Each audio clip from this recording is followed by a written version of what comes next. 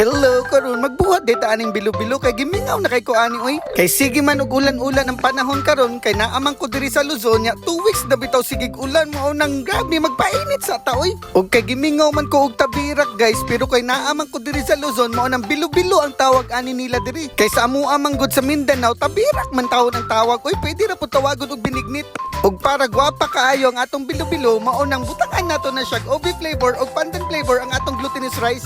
Og lamian jud ko ani guys basta naay glutinous rice bitaw ka na yung murag palitaw lamay gid kayo na. Og simple ra mapud kayo ni siya lutoon no murag kita man gyud tanan kabalo muluto ani ibutang lang nato na una ang ikaduhang gata. Pabukalan lang nato na siya daan ay nato ibutang ang atong tapioka. Pero sa amuha sa Mindanao kay ginagamit namo kato bitaw kulor-kulor nga tapioka nga dako-dako gamay. Pero kay wala man tay makita ana dere mao nang kanina lang glutinous rice ang atong gamiton nya kulor-kulor man gyapon mo lang lamig gyapon siya tan-awon.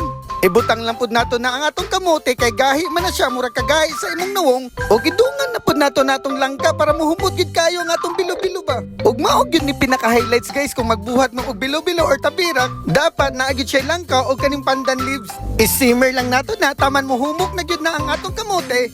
Lami kayo tan-aw ng pagbula-bulao murag gyud ang imong baoy. Og pag nahumog na ang kamote, ibutang na nato ang saging og timplahan lang nato na siya og white sugar. White sugar lang na ang atong ibutang guys kay kung brown sugar man good mo color na ang atong bilo-bilo. Haluon lang nato na siya taman ma-dissolve gyud ang atong sugar og finishingan lang nato na siya sa atong kakang gata. Dapat huli na nato na ibutang ang atong kakang gata para nuot gyud bitaw kayo ang iyang lasa. Tura ay mauna din na siya atong bilo-bilo. Perfect kayo na siya sa panahon karon nga ulan-ulan bitaw. Panington gyud ta og kinaon ani. Kauna dung